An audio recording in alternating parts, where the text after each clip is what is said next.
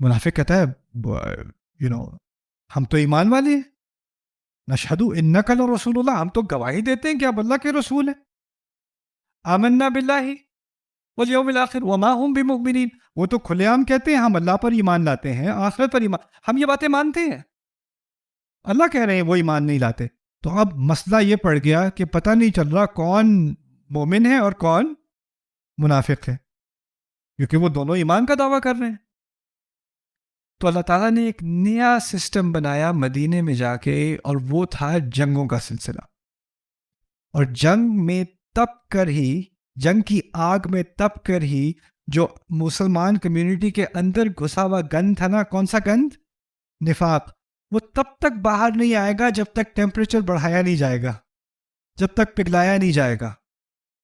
بات سمجھ میں آ رہی ہے؟ دوسری مثال جو ہے نا کہ جب تک پگھلایا نہ جائے تب تک اندر کا گند باہر نہیں آتا۔ کون سا مرحلہ ہے رسول کی زندگی کا صلی اللہ علیہ وسلم جس میں پگھلایا گیا ہے تاکہ اندر کا گند باہر آئے؟ مدینہ۔ اور کون سا گند باہر آنا تھا؟ منافقون۔ اور آپ دیکھیں گے جہاں جہاں قرآن نے قتال کا ذکر کیا مدینے میں، وہاں منافقون ابھر کر سامنے آ گئے، مما یوقدون علیہم فی النار۔ لیکن اللہ تعالیٰ نے ایک عجیب اضافہ کیا ہے اس کلام میں، کہتے ہیں کہ ابتغاء حلیۃ، لوگ آگ کو کیوں جلاتے ہیں اتنے ہائی ٹیمپریچر پر، اور کیوں لوہے کو، تانبے کو، ان چیزوں کو کیوں پگھلاتے ہیں؟ دو چیزوں کے لیے، ایک ہے سونا اور دوسرا ہے چمچے اور کانٹے وغیرہ، متاع، ٹولز۔ ایک ہے زیور اور ایک ہے ٹولز۔ یعنی یہ جو قتال ہے، جو جنگ ہے، اس کے دو مقاصد ہیں، اور ان میں سے ایک مقصد کا مقام زیور جیسا ہے اور دوسرے کا مقام چمچے کانٹے جیسا ہے۔ یہی بات ہے نا؟ اللہ تعالیٰ نے سورۃ الصف میں فرمایا کیوں لڑو گے؟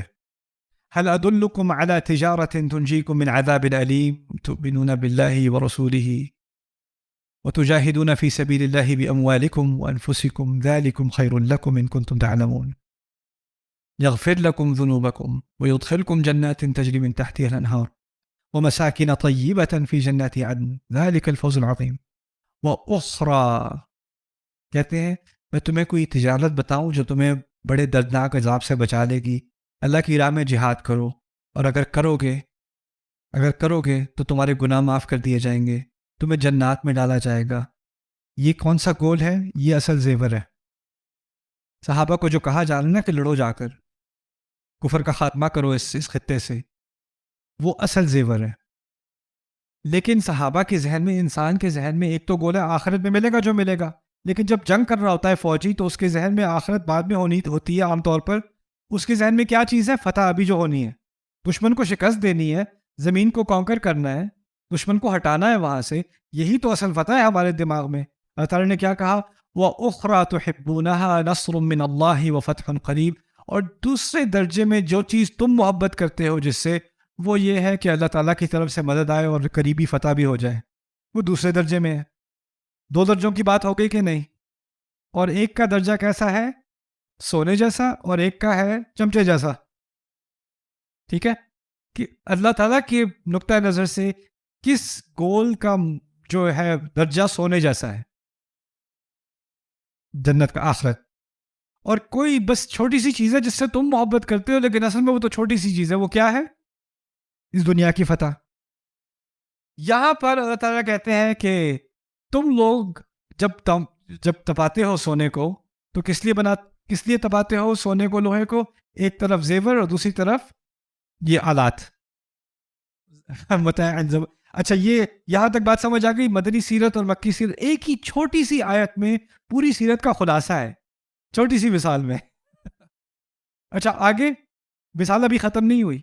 فَأَمَّا مَا يَنْفَعُ النَّاسِ، اس سے پہلے كَذَلِكَ يَضْرِبُ اللَّهُ الْحَقَّ وَالْبَاطِلَ، یعنی حق اور باطل کا آپس میں ٹکراؤ اللہ اسی طرح کرتا ہے۔ تو دو طرح کے ٹکراؤ ہوئے کہ نہیں؟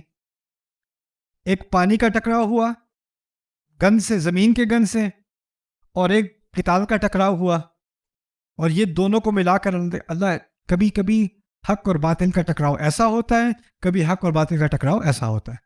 كَذَلِكَ يَضْرِبُ اللَّهُ الْحَقَّ وَالْبَاطِلَ۔ اچھا اب آخری بات یہاں پر،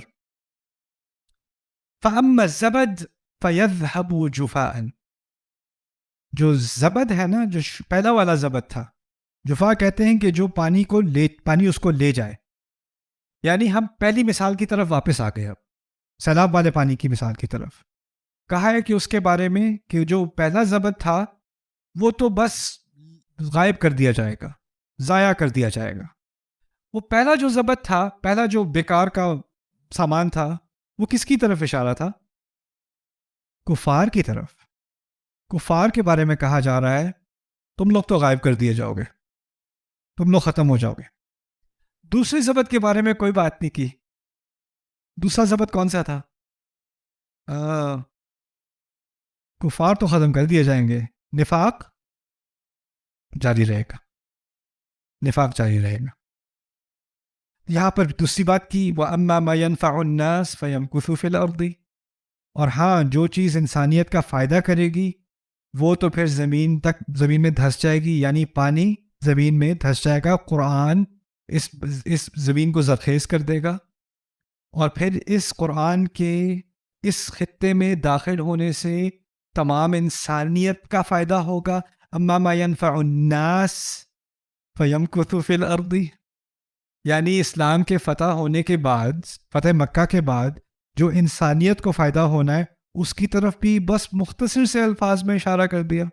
واما ما ينفع الناس فيمكث في الارض، یعنی اسلامی تاریخ کے بڑے بڑے چیپٹر ایک آیت کے اندر، ایک آیت کے اندر. اور پھر اللہ تعالیٰ کہتے ہیں كَذَلِكَ يَضْرِبُ اللَّهُ الْأَمْثَالَ، اور ایسے دیتے ہیں اللہ تعالیٰ مثال، ایسے اللہ تعالیٰ مثال دیا کرتے ہیں. سبحان اللہ، سبحان اللہ.